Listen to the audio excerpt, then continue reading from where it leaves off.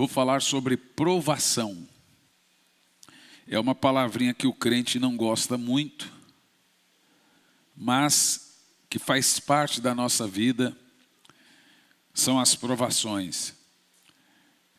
A igreja moderna, a igreja de nossa época, tirou palavras como disciplinas e provações de seu vocabulário. Mas o crente é provado. E a Bíblia diz que ele é provado com uma missão, para que ele dê mais fruto.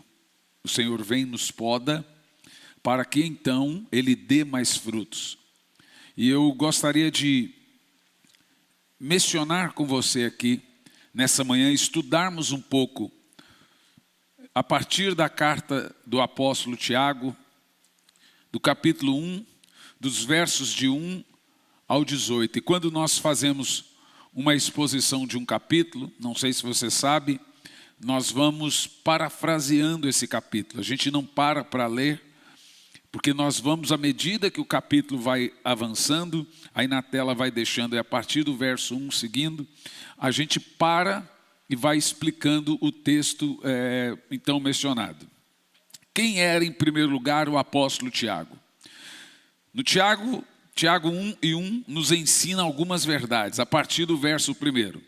A primeira verdade que nós aprendemos nos versos 1 em diante, é que a vida do cristão não é uma redoma de vidro. Que a vida do cristão não é uma redoma de vidro. Não é uma colônia de férias. Tiago escreve então aos irmãos judeus convertidos. Eles estavam vivendo na altura sobre o domínio do Império Romano. Tiveram seus bens saqueados, eram espancados, sofriam por causa de Jesus. Tiago nos ensina que nós não somos poupados dos problemas, mas nos problemas. Nós não somos livres da fornalha, mas somos livres na fornalha. Aí surgem algumas perguntas. Por que o crente fiel, o crente verdadeiro, o crente piedoso, por que esse tipo de crente fica desempregado? Por que o crente fiel sofre doenças? Por que um crente fiel passa por momentos de dor e de sofrimento? É fato que muitos estão vivendo momentos felizes. Eu estou no melhor momento da minha vida. Mas muitos estão vivendo um momento de dor, momento de perda. Eu não sei se foi o ano passado, mas só essa igreja aqui fez 7 velórios. Teve dia que de manhã era um velório e à noite era uma festa. Essa é a nossa vida, né, pastor João? De manhã a gente faz um velório e à noite tem que ir se alegrar. De manhã você chora com os que choram e à noite se alegra com os que se alegram. Nós entendemos naquela altura que era um momento difícil que nós estávamos passando. Essa igreja aqui, essa comunidade, desde que ela começou há 4 anos e pouco atrás, raros foram os momentos que ela não passou por lutas, que não passou por algum tipo de problema. E também você pode imaginar na sua vida e trazer à memória, e talvez você pode estar dizendo, já está passando por muitos momentos, ou talvez até anos, em que eu enfrento lutas, em que eu enfrento problemas, e a batalha tem sido grande. Agora, nesse ponto, tem 2 situações a serem abordadas. Primeiro, a dor que Deus transforma em triunfo. E segundo, o triunfo que Deus transforma em dor. A tristeza que Deus transforma em alegria, e a alegria que Deus transforma em tristeza. Esse é o ponto abordado aqui. Em primeiro lugar, dentro já da exposição, Tiago 1, verso 2 ao 4, nós vamos ler. Transformando tribulação em triunfo. Meus amados irmãos, considerai motivo de grande júbilo o fato de passardes por diversas provações. Se você olhar esse texto, você vai falar assim: Tiago está com problema. Como assim? Considera motivo de grande júbilo. Olha, eu posso até entender que Deus envia provas, mas jubilar, ser alegre, ficar feliz, o fato de passardes por diversas provações. Vamos ver dos versos 3 e o 4. Por quê? Olha, isso é fantástico. Sabeis que a prova da vossa fé produz ainda muito mais perseverança. Vamos lá. E a perseverança deve ter plena ação, a fim de que sejais aperfeiçoados e completos, sem que vos falte alguma virtude. Observa o texto. Sem que vos falte alguma virtude. Tiago agora está falando sobre a provação na vida do cristão, e aqui ele nos ensina 4 verdades nesse texto. Primeira verdade: as tribulações, as provações da vida são compatíveis com a fé cristã.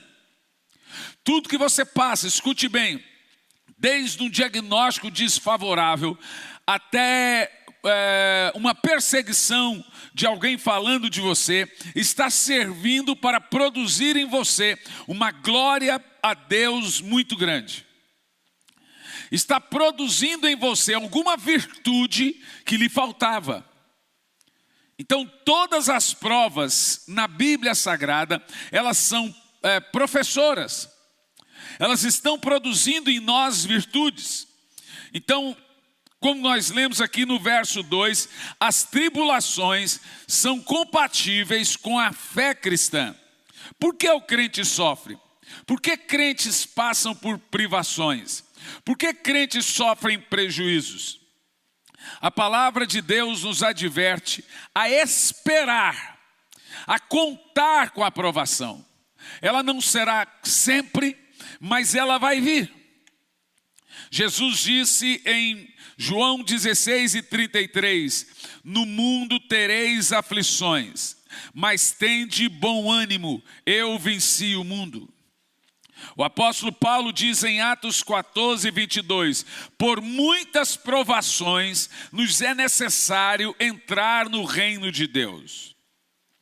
Paulo ainda diz a Timóteo, na sua segunda carta a Timóteo, capítulo 3:12, todos os que querem viver piamente em Cristo Jesus sofrerão perseguição. O grande patriarca Jó nos diz em Jó 5, versículo 7, o homem nasce para a tribulação, como a faísca voa para cima. E por quê? Observa o seguinte nesses textos que nós lemos aqui. Não somos desse mundo. Nós estamos aqui de passagem. Nossa terra é Canaã celestial. Nós somos peregrinos nesse mundo. Nosso lar permanente não é aqui. Nossa morada permanente está nos céus. Por esse motivo, enquanto nós estivermos aqui, nós iremos conviver com dor. Nós iremos conviver com sofrimento e com tribulações. Porque todos que estão nesse mundo têm que conviver com essas situações. Eu sei, meus irmãos, que pregadores modernos pregam de uma maneira como se a partir do momento em que você se converteu, você não vai mais passar por dor. Sua família não vai ter mais problemas, você não terá mais problemas. Mas essa é uma teologia chamada teologia triunfalista que não é verdadeira. É evidente que nós temos que pregar vitória para você, pregar que você vai ser abençoado, e isso é muito importante. Mas você também precisa saber que o fato de você ser um cristão não lhe isenta de passar por lutas e passar por provas. Em segundo lugar, no verso 2, deixa aí para mim, as provações são variadas. No verso 2 diz assim: irmãos, considerais o motivo de júbilo. Agora, fiquem presos aí na palavra diversas provações. A palavra diversas aí é a palavra grega para poikilos, e significa diversas cores. O que é interessante aqui é que o apóstolo Tiago, quando ele vai falar sobre diversas provações, ele não está falando diversas no sentido de muitas provações. Ele está falando de diversos tipos de provações. A palavra que nós encontramos aí é o termo diversas cores. Em outras palavras, existem provações azuis, leves. Existem provações cinza, mais ou menos. E existem provações negras, dor, sofrimento total. Ele está querendo dizer o seguinte, que há provas que são difíceis, há provas que são fáceis, e há provas que aparentemente são maiores que nossas forças. Há provas que nós passamos sozinhos, como Jesus no Getsêmani, e há provas que nós precisamos de ajuda para suportar. Por isso que quando ele menciona o termo diversas, não é muitas, é diversos tipos. Provas difíceis, provas fáceis, provas que precisam de ajuda, é diversos tipos de provações. Mas ainda em terceiro lugar, também no versículo 2, as provações são passageiras. Ele observa o termo passar por várias provações, elas são passageiras. As provações não duram a vida inteira. Ninguém aguentaria a vida inteira de provas. Sempre depois do anoitecer, da noite escura, vem o raiar do dia. Por isso que o apóstolo usa o termo passardes. Toda provação ela é passageira. Observa o seguinte: deserto você não mora, você passa. Mas passa.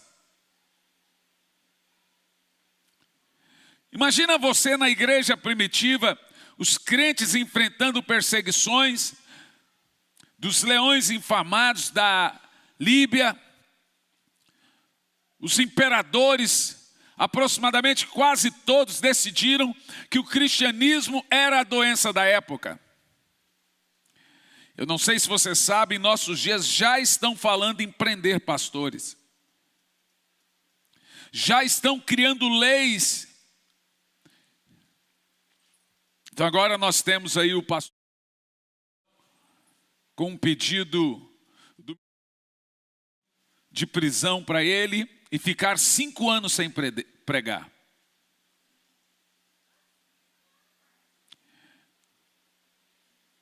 Se você não entender que nós estamos de passagem nesse mundo, quando a provação vier, você não vai suportar. Você imagina alguém chegando para você e dizendo: se você não negar Jesus, eu mato o seu filho. Você já pensou nessa possibilidade? Pois essa é uma possibilidade real. Essa possibilidade já é real em boa parte dos países como Coreia do Norte, China, Venezuela. E os cristãos já têm na sua realidade cultuar ao Senhor escondidos, nas cavernas. E quando eles vão tomar a ceia, como você vai fazer aqui hoje, eles tomam a ceia de forma escondida. E eles se abraçam e se despedem como se fosse o último culto que estivessem participando. E aí vai por mim, um crente que não está fervoroso, ele abandona a fé, ele apostata da fé. Ele entrega a sua salvação de mão beijada.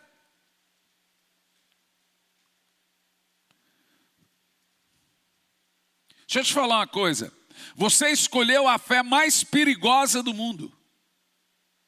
É perigoso ser crente.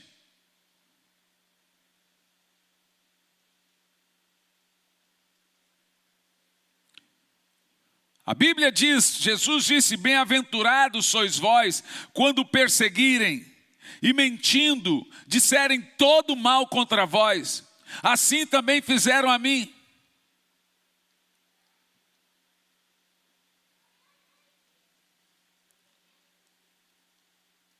Bem-aventurados sois vós que suportais sofrimento por minha causa.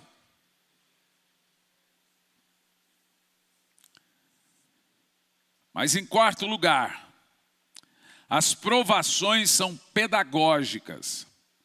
Versos 3 e 4 diz o seguinte: porquanto sabeis que a prova da vossa fé produz perseverança. Verso 4. E a perseverança, por que nós somos provados? Deve ter ação plena, a fim de que sejais aperfeiçoados e completos, sem que vos falte qualidade, virtude alguma.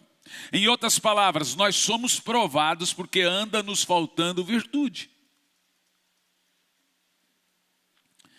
Nas provações da nossa vida, nossa fé é testada para mostrar se essa fé é de fato genuína ou não. Olha para mim. Deus é joalheiro, não ferreiro. Eu quero dizer que quando o joalheiro testa a joia, não é para ele, joalheiro, saber se ele é um verdadeiro joalheiro. É para a joia saber se ela é verdadeira. O joalheiro não testa a joia para ele saber se ele é um bom joalheiro. É para saber se a joia é verdadeira. E Deus é um joalheiro, não ferreiro. Ele não está atrás de metais vis simples. Ele está atrás de joias, como você. E se você é uma joia ou não, é a pressão, a provação que vai dizer. Uma coisa que eu aprendi sobre provas, que sempre quando você vai mudar de estação na sua vida, sempre quando você vai mudar de ciclo na sua vida, estabelece uma prova. O texto é tão prático que diz que o Senhor nos poda para que haja crescimento. Então, aonde estava ali meio cansou de crescer, ele está usando a linguagem de um agricultor podando uma vinha. Você já viu como se poda uma vinha? Quem já viu? É bem no lugar onde ela deu o seu último fruto. Ela acabou de dar aquele cacho, você vai lá bem naquele lugar e corta. E a ponta da onde deu fruto, ela seca.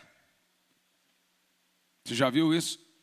Ela seca de uma maneira que se você não for lá e podar, aquele galho não vai dar mais fruto. Aquele último galho que deu o último fruto, ele dá uma secada. Aí você tem que ir lá e podar. É igual o cabelo. O cabelo você corta ele para ele crescer de novo. Quanto mais você corta, mais ele... Igual a barba. Essa coisa horrível, meu Deus. A pior coisa do mundo é fazer barba. E você faz barba, quando você começa a fazer barba, quando criança, ela nasce fininha. É uma vergonha. Aí você vai fazendo e aquilo vai engrossando, vai ficando cada vez pior. Você já viu a unha de uma pessoa? Vou te falar.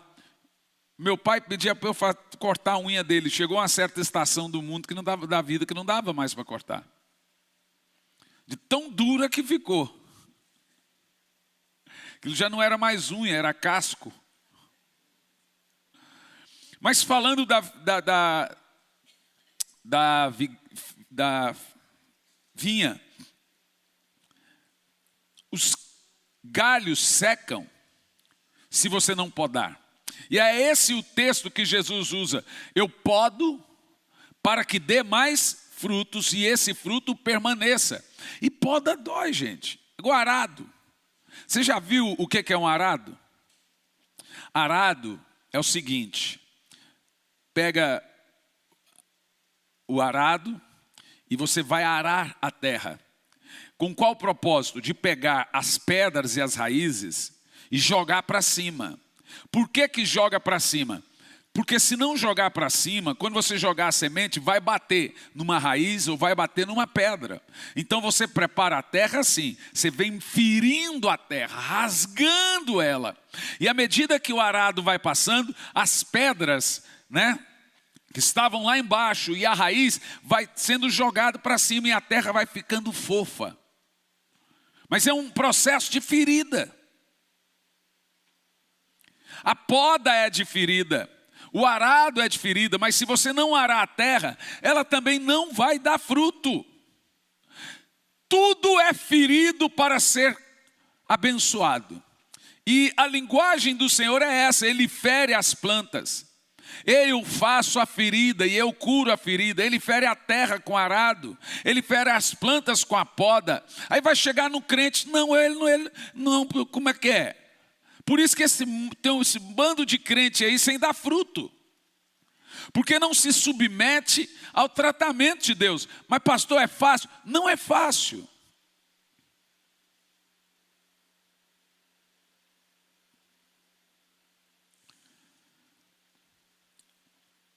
Não é fácil ser provado. Não é fácil sentir dor. Não é fácil ser traído. Mas você precisa aprender que nesses momentos, igual uma jovem me perguntou esses dias, pastor, o que a gente faz quando Deus está calado? Eu falei, cala também. Porque se Deus calou e você não calou, você tem um risco muito grande de pecar murmurando. Então, se Deus está calado, sugere que esse é o momento de prova. É o momento de você também ficar calado. Desde o mês de março a gente vem, eu particularmente, enfrentando lutas. Problemas de saúde. Problemas de todos os tipos que você pode imaginar. Então teve um dia que eu cheguei para minha esposa, eu disse para ela em lágrimas, se tem uma coisa que eu nunca vou fazer, é questionar a Deus.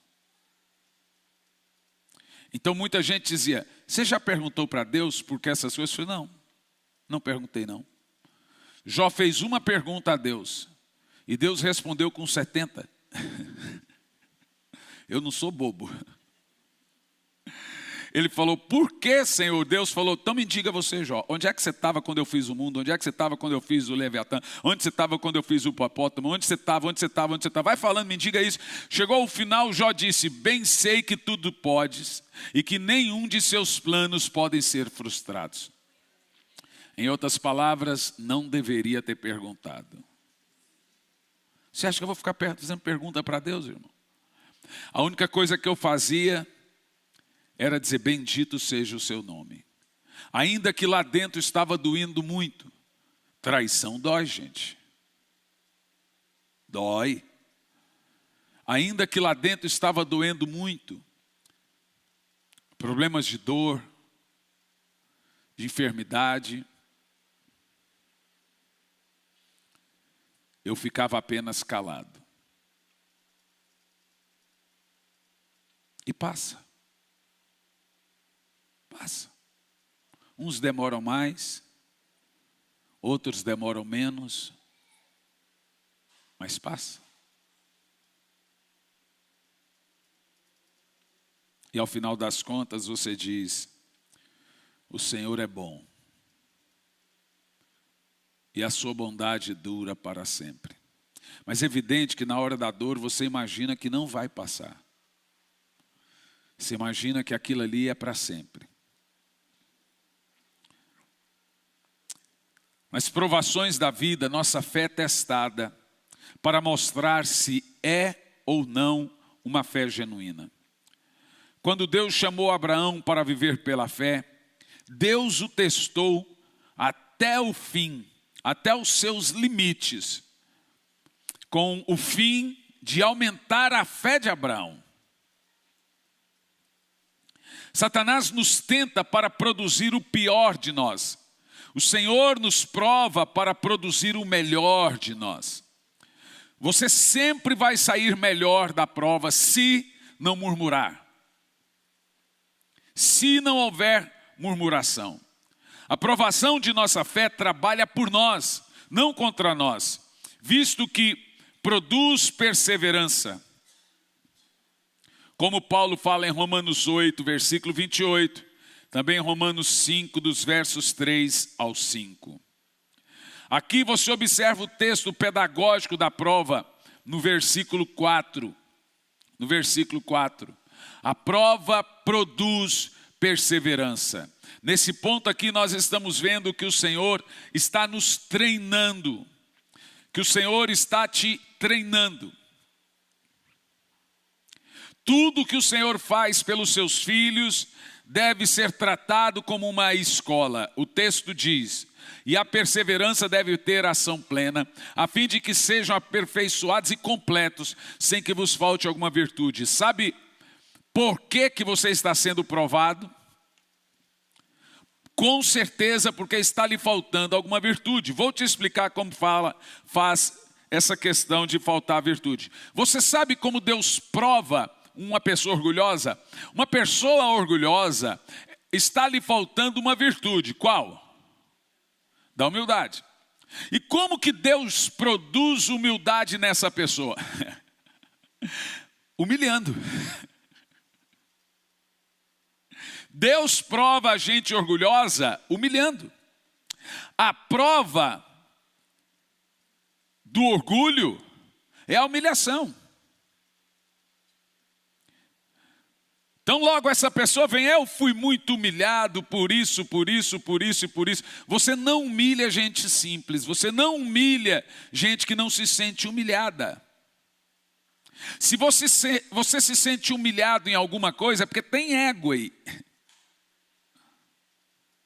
O humilde nunca se sente humilhado. Então Deus vai tratando e produzindo na pessoa a virtude que ela não tem. E Ele faz isso através da aprovação. Normalmente pessoas presunçosas, prepotentes, arrogantes e orgulhosas são tratadas através do orgulho. Sendo humilhados para que sejam tratados. Você quer ver uma coisa? Você sabe como Deus trata gente ansiosa? É isso aí. Através da espera. Da demora. Esse risinho de ponta de boca de vocês aí entrega bem, né? Deixa eu contar uma coisa para vocês aqui, presta atenção. Você já percebeu que está demorando alguma bênção sua? Gente ansiosa é tratado com demora. Você sabe como Deus trata a gente brava assim? Sabe aquela pessoa brava, que briga por qualquer coisa? Nervoso, temperamental, sabe não? Eu sei.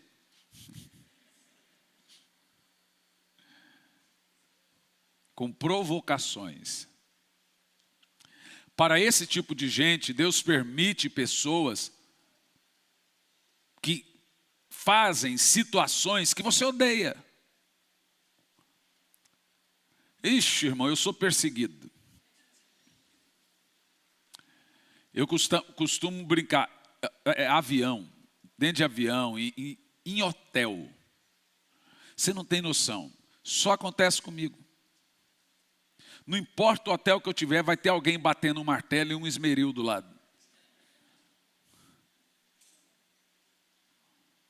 Você não tem noção.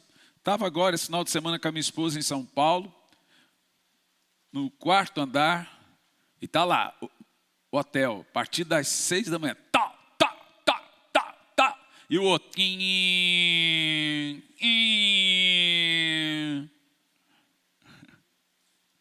é só comigo, cachorro latindo. Eu entro no avião, criança, senta atrás e começa a chutar a poltrona.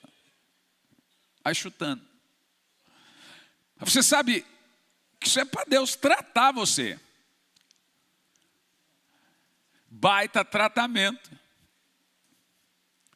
No trânsito, a pessoa resolve me fechar, buzinar, xingar, dar o dedo. Eu já ando com a janela fechada já. Aí você começa a perceber que, se Deus está fazendo isso, é porque está lhe faltando a virtude da paciência. Eu me lembro uma vez que eu entrei dentro de um avião e sentei na saída de emergência e comecei a ler um livro. Isso é meu costume, é um hábito bem comum. Aí veio a mulher do Speed. Senhores, eu preciso que vocês prestem atenção para falar com vocês sobre a saída de emergência. Eu com o livro olhei para ela e falei assim, pode falar. E continuei a ler o livro, ela olhou para mim, senhor, eu queria que você prestasse atenção, me escutasse. Olhei para ela e falei, estou escutando, moça. Não sei o que, não sei o que, não sei o que. Porque um pouco a mulher foi e puxou o livro da minha mão. Tem alguns aí que se viram em mim agora, né?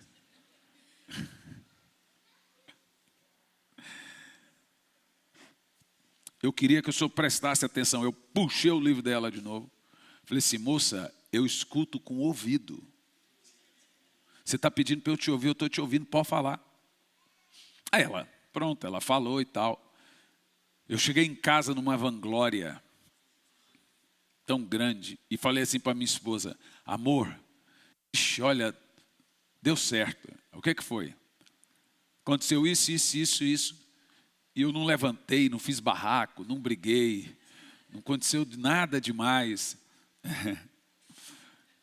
Eu fui manso.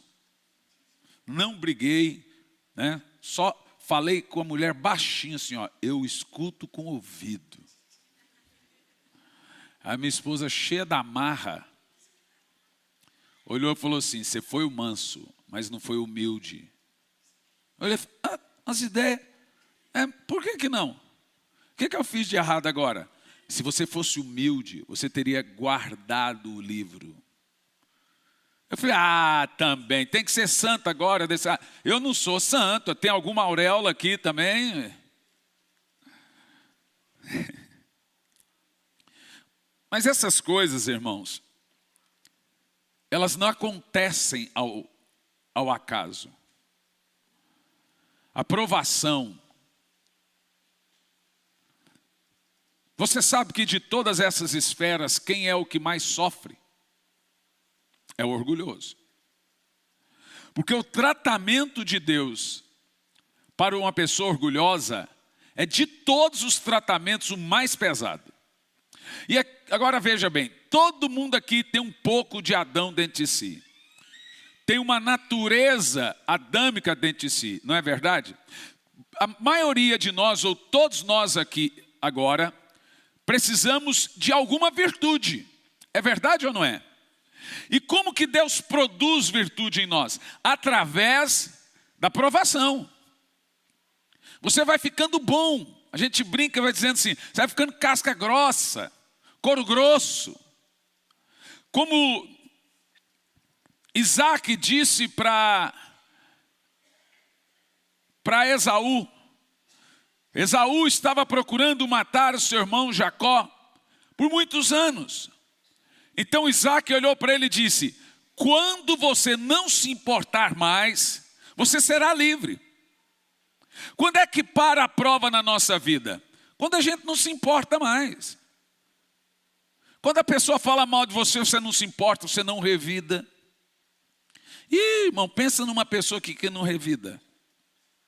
E de mim pode falar. Irmão, se eu fosse falar de todo mundo que fala de mim, especificamente em rede social, você não tem noção. Eu tenho 1 milhão de seguidores, você nunca leu uma mensagem, como é que chama aquele negócio? Direct. Um direct numa mensagem. Você nunca leu as mensagens que eu recebo. Ixi, pensa, comentário, né? Mas antigamente, eu vi um negócio desse, eu ficava doido. Com o passar dos anos, já não me move mais. Já não me importo mais com o que falam, com o que deixam de falar. Se você não é, falam. Se você é, fala. Vão falar de qualquer jeito. Então, a prova, você percebe que ela vai moldando você. Ela vai tratando você. Sabe, eu estava numa loucura muito grande de viagens, irmãos, de fuso horário. A minha médica pediu para mim o seguinte: eu quero que você fique 1 ano sem viajar internacionalmente. Eu olhei para ela e disse: por quê? Falou: porque o seu corpo não sabe o que é de dia e o que é de noite. Você não tem mais fuso horário. Isso está destruindo a sua saúde. Então, uma hora estava no Japão, outra hora estava não sei em que lugar, outra hora estava na Espanha, do Japão 12 horas, do outro aí do Japão já vai para Boston, menos. Então, chegou uma hora que eu dormia de dia, ficava acordado de noite, eu já não tinha mais fuso horário. Ela falou assim: você precisa ficar sem viajar, porque daí, disse ela, a partir daí o corpo vai entender de novo o que é noite, o que é dia, a hora de dormir, a hora de ficar acordado. Para mim foi uma luta, gente. Toda a agenda lotada internacionalmente, tive que abortar tudo. Então Deus teve que, sabe, a flecha que ele puxa a flecha, vai para trás, para depois ela ir mais veloz. Deus pegou e me fez assim, ó, me puxou com tudo, de uma hora para outra. Fiquei proibido de fazer viagens nacionais com mais de 4 horas. Porque eu já não tinha mais fuso horário, já não tinha mais saúde. Quantas vezes eu cheguei aqui direto do aeroporto, daqui direto para o aeroporto, e do aeroporto direto para o culto, só via minha família aqui no culto. Quantas vezes isso aconteceu? Então era uma agenda muito desorganizada. Quando aconteceu todo o fato com a gente, sentei com a minha esposa, fomos orar a Deus. E a palavra que veio do Senhor para mim é: organiza seu ministério. Então nós começamos a organizar. Cancelamos algumas agendas, colocamos outras que são mais perto, e fomos organizando. Vê? Deus poda ou não poda? Com qual propósito? Para o nosso bem.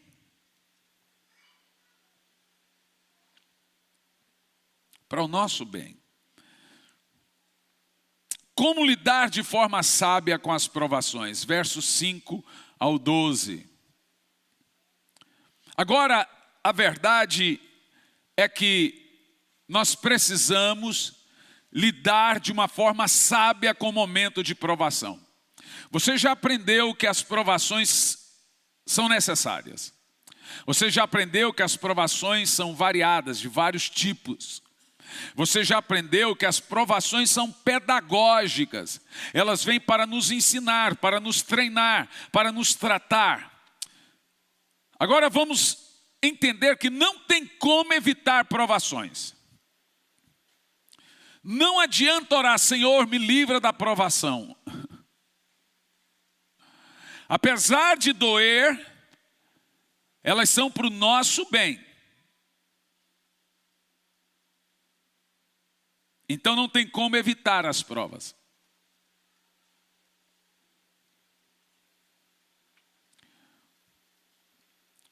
Então, como lidar de maneira sábia com as provações?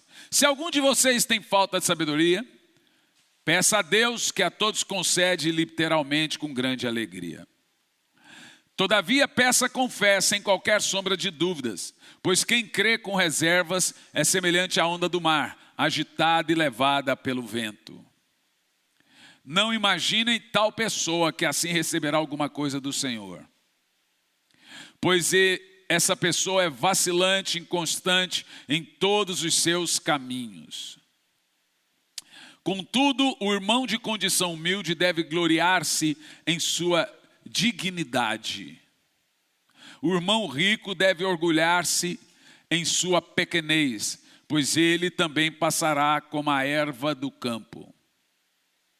Porque o sol se levanta com o seu calor intenso e seca a planta, cai então a sua flor, e toda a sua beleza e glória desvanecem.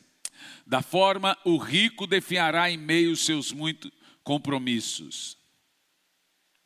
Feliz a pessoa que persevera na provação, porquanto, após ter sido aprovada, receberá o prêmio da coroa da vida que Deus prometeu aos que o amam. O alvo de Deus em nossa vida sempre será a maturidade cristã. À medida que somos provados, devemos pedir a Deus que nos mostre o que Ele está fazendo.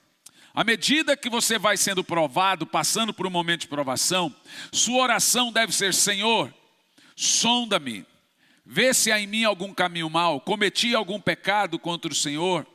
Se sim, me mostra para que eu peça perdão. Se não, ou se é apenas uma provação, me mostra, por favor, Senhor, a provação. Me mostra do que ela se trata, o que eu preciso mudar. No verso 5 nós vemos que Deus nos prova com um propósito: nos desmamar. Então a ideia da aprovação é a sua maturidade, o seu crescimento. Com isso, então, a aprovação é tirar você da condição de criança. Por qual motivo? Gálatas capítulo 4, versículo 1 diz o seguinte, o apóstolo Paulo: digo, porém, que enquanto o herdeiro é menor de idade, em nada se difere de um escravo, embora sendo ele dono de tudo. De acordo com o apóstolo Paulo, você é detentor de todas as bênçãos e heranças vindas de Deus. No entanto, você não é diferente de um escravo, embora sendo herdeiro de tudo, se você for criança. A linguagem dele aqui é o seguinte: esse aqui é herdeiro, mas ainda é criança, então arrume para ele alguém que vai cuidar da sua herança. Veja, por mais que ele seja herdeiro, ele não é diferente de um escravo, porque ele é criança. O texto está deixando claro o seguinte, que Deus tem uma promessa ou bênçãos inundáveis a você, mas você não desfruta dessas bênçãos pelo fato de ser criança. Você precisa crescer.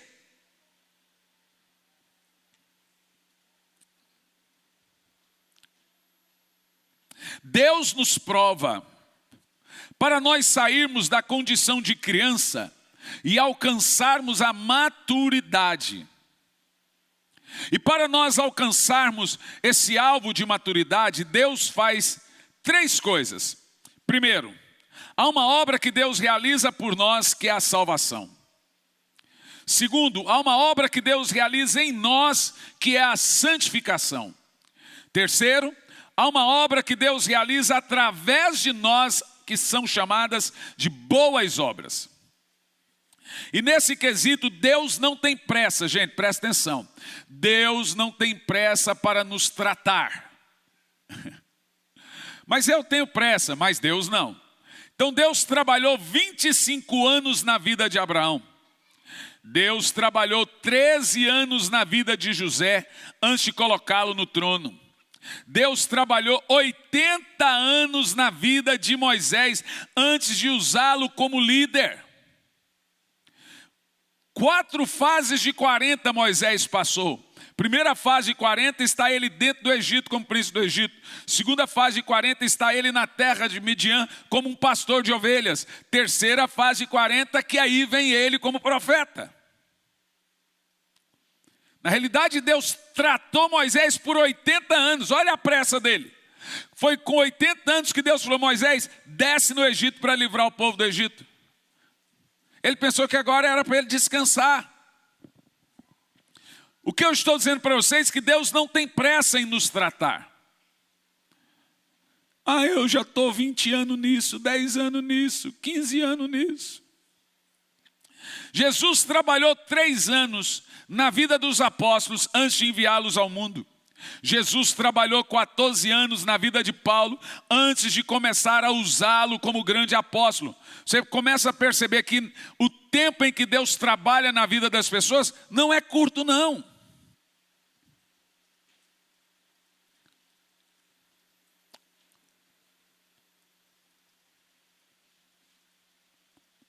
Esses dias, tempo atrás, aí o pastor Silas Malafaia olhou para o pastor Luciano e disse: aquele menino lá, falando de mim. O Luciano falou assim: não é menino não. Quem vê cara não vê coração. Uma irmã agora lá na igreja passou assim, falou: meu Deus, parece um menino. Eu falei: não, minha irmã, acho que você está confundindo. Quem vê cara não vê coração. Aí o pastor Luciano disse para ele: não, ele já tem mais de 25 anos de ministério. Sabe, todas as igrejas que eu prego eu volto. Eu acumulo amigos. Eu não troco amigo. Tem gente que troca amigo. Eu acumulo amigo.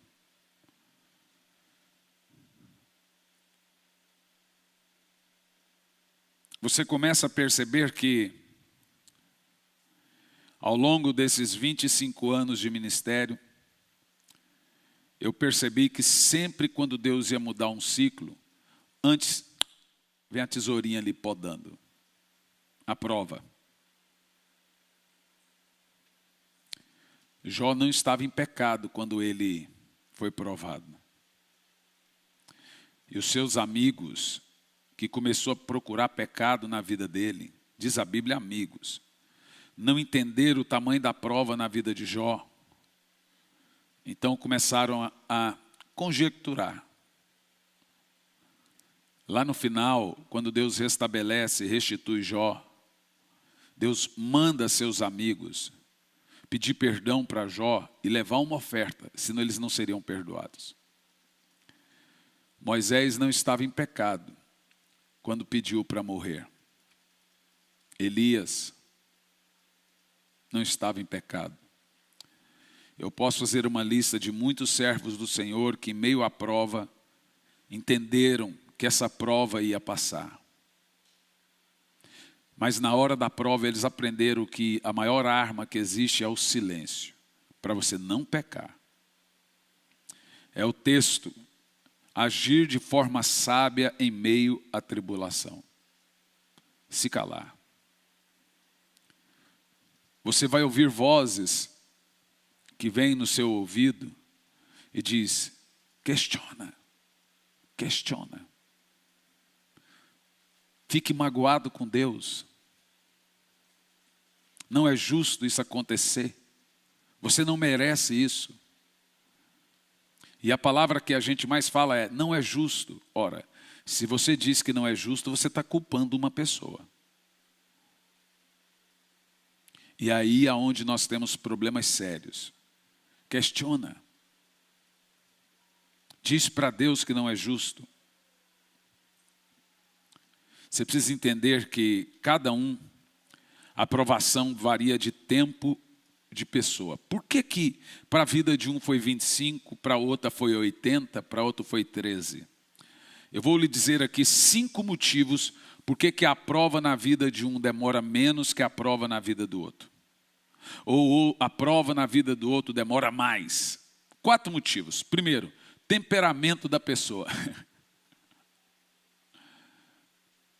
Segundo, humildade da pessoa. Terceiro, paciência da pessoa. Quarto, a ousadia da pessoa. Quinto, a renúncia de cada um. Gente, eu vou dizer uma frase para você que eu disse, eu costumo dizer e gosto de dizer: burro manso não apanha. Vou dizer de novo: burro manso não apanha. Minha avó dizia uma coisa muito interessante, ela dizia o seguinte: se vê rastejando, mata que é cobra. A prova está aí para todos. Mas quem vai determinar o tempo em que ela vai demorar ou não é você. É sua atitude mediante a prova. Ficar calado, ficar em silêncio.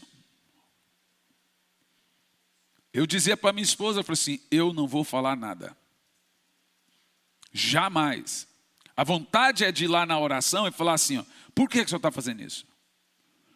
O que eu fiz? Eu fiz uma vez. Falei, Senhor, eu estou pregando. Eu estou fazendo a sua vontade.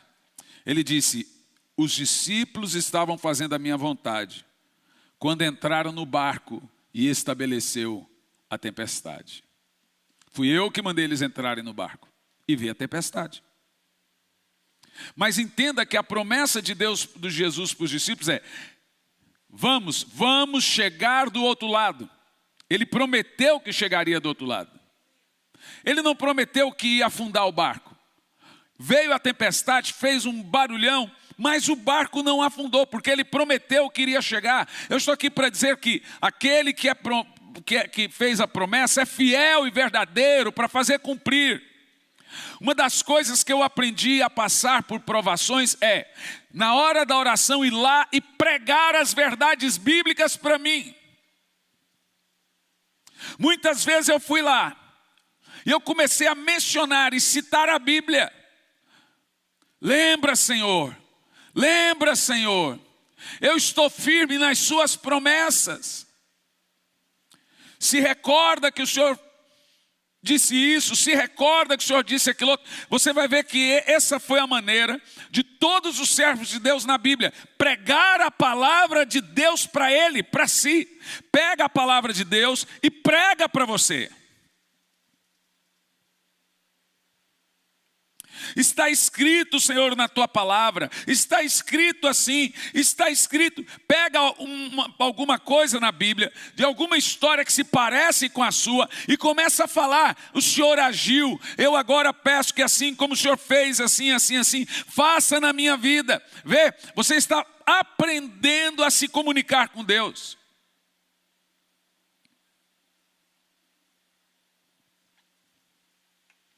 Do contrário, você vai fazer como muitos na Bíblia, questionaram a Deus e vão morrendo no deserto. E aí a prova nunca termina. E para piorar, ela deixa de ser prova e vira uma tentação. Porque agora é uma atividade do diabo. Como você agiu de maneira errada mediante a prova, Satanás agora vai usar isso. E deixou de ser uma prova. Quando nós somos provados, os versos 5 a 8, nós temos que pedir sabedoria. Olha que coisa interessante, o texto começa dizendo assim, ó, quando você for provado, peça a Deus sabedoria. É a coisa que menos temos. Sabedoria é o quê? Sabedoria é mais do que conhecimento. Sabedoria é o uso correto do conhecimento. Conhecimento pode ser definido nesse contexto como conhecer bem a Bíblia. Porém, sabedoria seria usar bem a Bíblia. Sabedoria é olhar a vida com os olhos de Deus. O sábio sempre busca maturidade, o tolo busca prazer. Por essa razão, há pessoas cultas, porém tolas.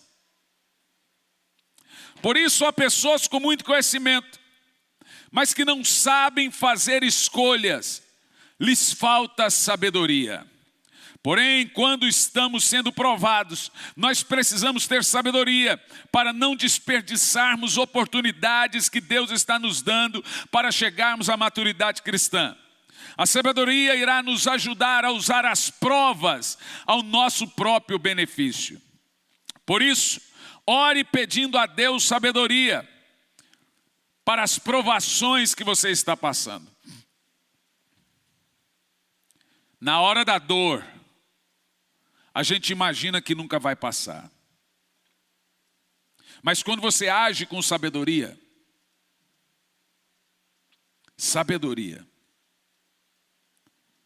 Deus vê isso. Tiago nos ensina 3 coisas em cima disso aqui. É da natureza de Deus dar sabedoria.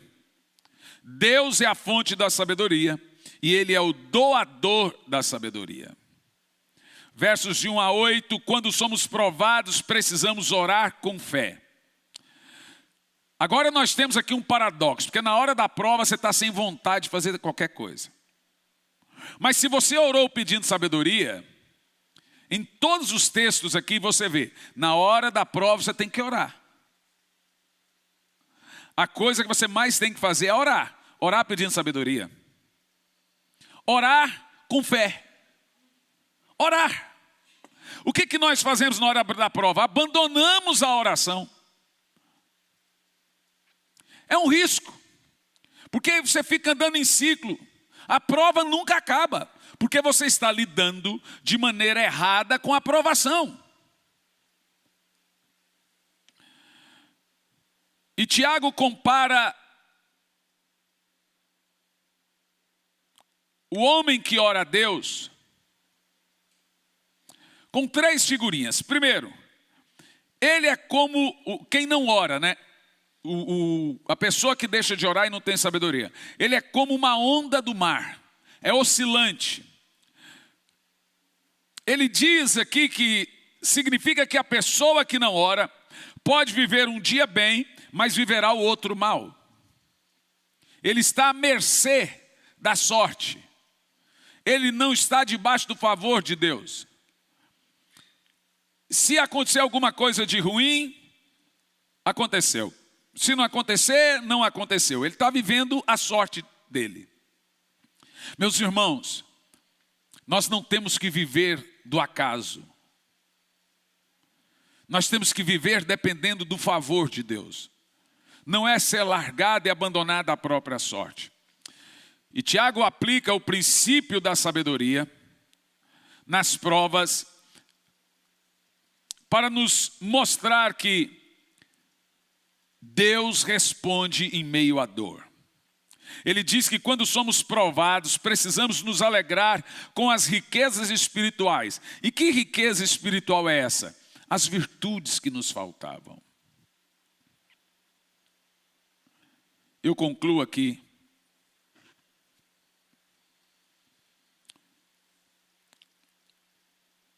lhe dizendo algo. Nem eu, nem você estamos isentos das provas. E talvez aqui, nesse exato momento, há pessoas passando por provações.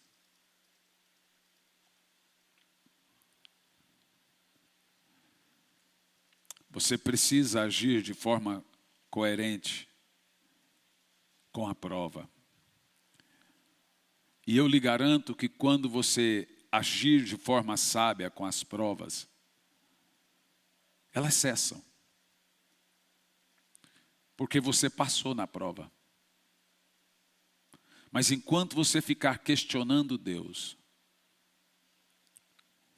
enquanto você ficar questionando a obra de Deus, o que Ele faz, as dores não vão passar. O Senhor nos prova, o diabo nos tenta. Mas se você agir de forma incorreta com a provação, ela deixa de ser uma prova e vira uma tentação. Ela sai da mão de Deus. E aí o diabo passa a se aproveitar dessa prova. Aí agora você passa a ser tentado pela atividade do diabo. Então o que eu tenho que fazer, pastor? Eu já disse. Ore com fé. Ore por fé. Ore pedindo sabedoria e fé. Na hora da oração, pregue para você as verdades bíblicas. Segure-se nas promessas que Deus te fez. Olá, gente querida, que Deus te abençoe de uma maneira sobrenatural. Já tem algum tempo que nós estamos realizando a Escola Integral de Profetas. Muitas pessoas têm saído dessa Escola Integral de Profetas capacitados. Muitos têm descoberto seus dons, muitos têm saído renovados, muitos têm saído cheios de uma certeza que o Espírito Santo irá usá-los. E agora, nos dias 12 a 15 de novembro, estaremos em Sumaré, na Estância Árvore da Vida, promovendo a Escola Integral de Profetas. O que nós teremos ali? Teremos uma manifestação sobrenatural do Espírito Santo, preparando e capacitando você para o ministério. Não só líderes, todos que quiserem participar da Escola Integral de Profetas podem participar. Serão 4 dias muito intensos, cheios do poder do Espírito Santo. Toda essa escola é preparada para você. Eu estarei ali ministrando, teremos outros ministrantes, também professores. Teremos vários ensinos, várias matérias que preparam você para o ministério. A inscrição é pelo meu site, hernanisantos.org, e ali você vai fazer a sua inscrição. Tem vários tipos de inscrição, desde o alojamento a um apartamento. Olha, eu não quero ficar em alojamento, eu quero ficar sozinho dentro de um apartamento. Você tem essa modalidade também. Foque no que Deus vai lhe dar, no que Deus vai dar a você, na capacitação, naquilo que você vai aprender, naquilo que você vai ouvir. Serão dias sobrenaturais do poder de Deus. Você é o meu convidado, te aguardo lá.